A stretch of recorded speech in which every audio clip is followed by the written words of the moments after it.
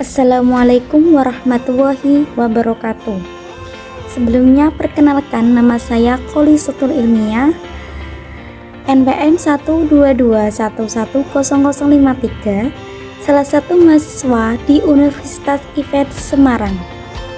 Hari ini saya akan memberikan informasi mengenai teknologi digital untuk pelayanan publik.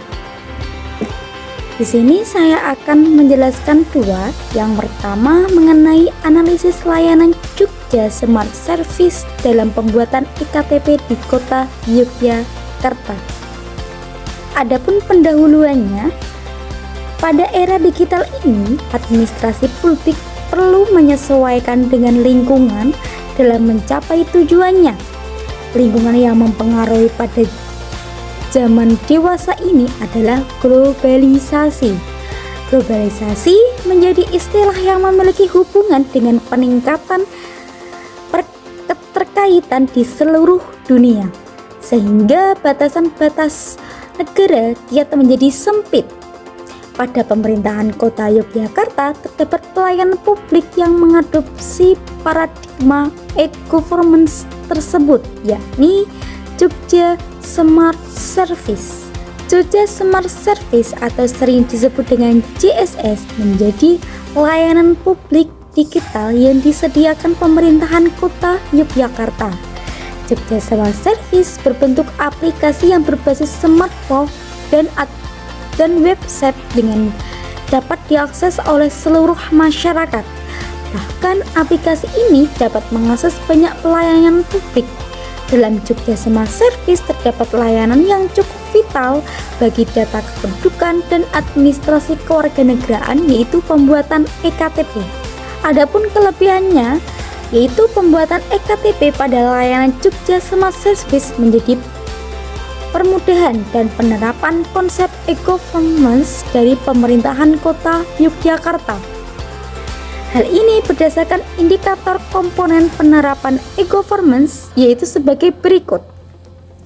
Yang pertama adalah perangkat hukum. Mengenai keputusan Wali Kota Yogyakarta tentang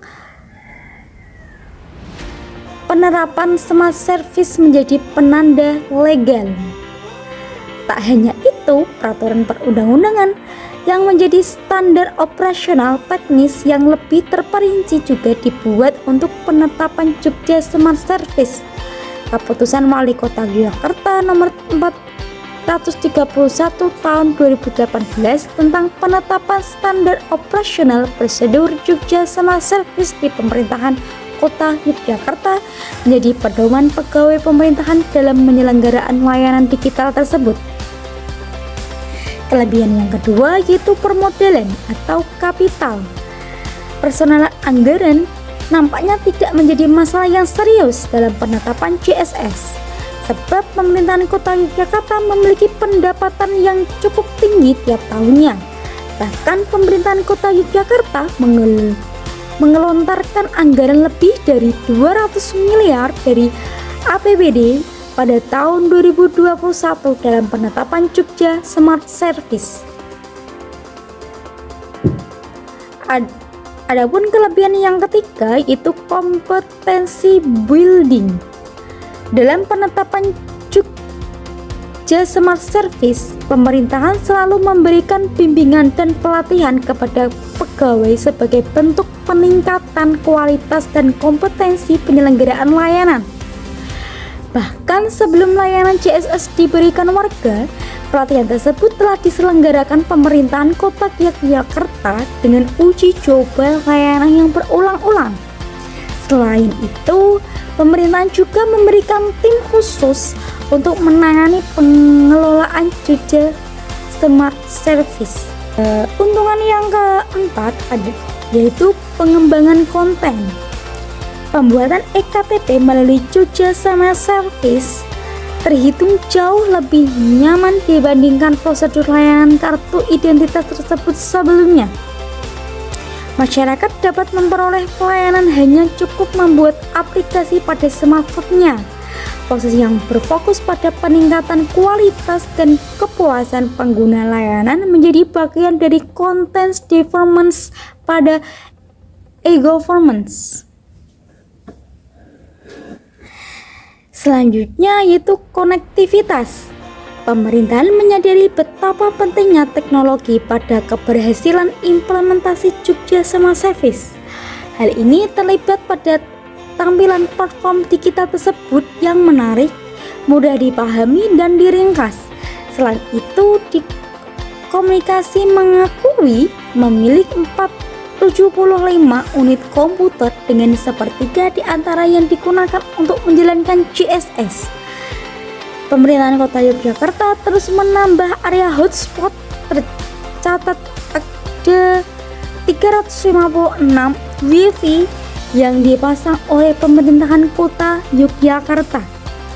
Keunggulan yang terakhir adalah Citizen Interface, merupakan komunikasi yang masif antara instansi dilakukan dalam pengembangan kanal dan membangun jejaringan yang mengintegrasikan layanan dalam satu aplikasi digital tersebut, mengusulkan program kepada wali kota selaku atasan.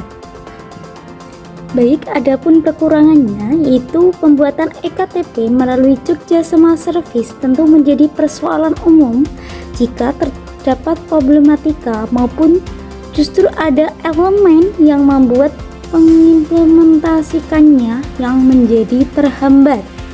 Yang kedua, masyarakat belum mengetahui fungsi Jogja Smart Service pembuatan EKTP di Jogja.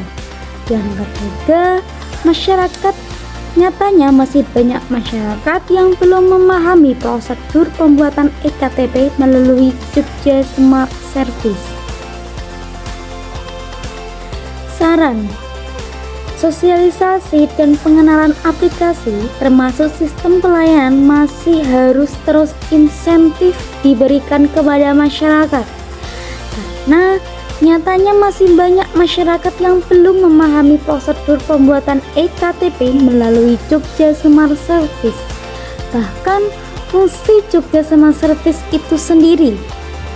Selanjutnya, saya akan membahas mengenai implementasi kebijakan Go Digital dalam pelayanan administrasi kependudukan di Dinas Kependudukan dan Pencatatan Sipil Kota Semarang. Pendahuluan pelayanan administrasi kependudukan oleh Dispendukcapil Kota Semarang meningkatkan melalui website yang memberikan informasi up-to-date kepada masyarakat. Dinas Kependudukan dan Pencatatan Sipil Kota Semarang memberikan layanan mobil keliling untuk administrasi kependudukan di luar kota pusat. Implementasi kebijakan Go Digital Dispendukcapil Kota Semarang merupakan upaya pemerintahan daerah untuk pelayanan prima sesuai Undang-Undang Nomor 23 Tahun 2014.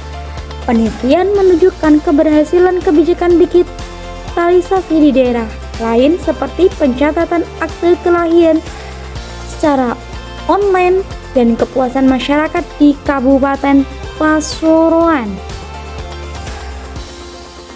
Kelebihan: keberhasilan implementasi kebijakan Go Digital dalam layanan administrasi kependudukan dapat dilihat dari komunikasi yang mendukung, menjelaskan, dan konsisten informasi. Aspek sumber daya yang mendukung meliputi kualitas dan kuantitas sumber daya manusia atau pegawai, anggaran tahunan, dan fasilitas yang digunakan untuk memproses layanan online. Aspek disposisi mencakup sikap dari pegawai Dispendukcapil, sikap dari OPD terkait, dan dukungan masyarakat sebagai penerimaan kebijakan. Sementara itu, aspek struktur birokrasi telah memiliki standar operasional prosedur atau SOP untuk semua jenis layanan administrasi kependudukan, baik secara online maupun offline, sesuai dengan Peraturan Daerah Kota Semarang Nomor 4 Tahun 2016 tentang pelayanan administrasi kependudukan sebagai acuan dan pedoman pelayanan.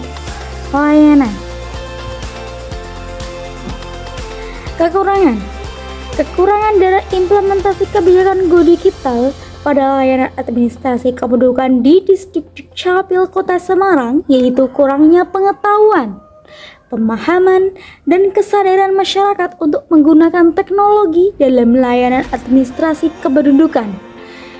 Ini sejalan dengan temuan Arya sebagai implementasi kebijakan digital di Dukcapil Kota Semarang masih menemukan banyak kendala sehingga belum berjalan optimal karena masyarakat belum terbiasa dengan sistem online. Saran Dispendukcapil Kota Semarang hendaknya Distrik-Capil memperbanyak frekuensi sosialisasi dan edukasi kepada masyarakat umum melalui kerjasama dengan pihak kelurahan dalam rangka peningkatan pengetahuan, pemahaman, dan kesadaran masyarakat terkait dengan penggunaan teknologi dalam melayanan administrasi kependudukan secara digital.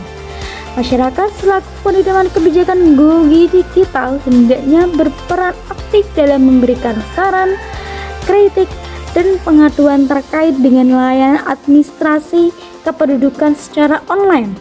Dengan hal tersebut, maka Distrik-Capil Kota Semarang dapat terus meningkatkan kualitas layanan online secara kebijakan Go Digital sesuai kebutuhan dan perkembangan teknologi informasi saat ini. Cukup sekian dari saya. Mohon maaf kalau ada tutur kata yang salah dalam pengucapan kalimat saya. Mohon maaf sebesar-besarnya. Cukup sekian. Wassalamualaikum warahmatullahi wabarakatuh.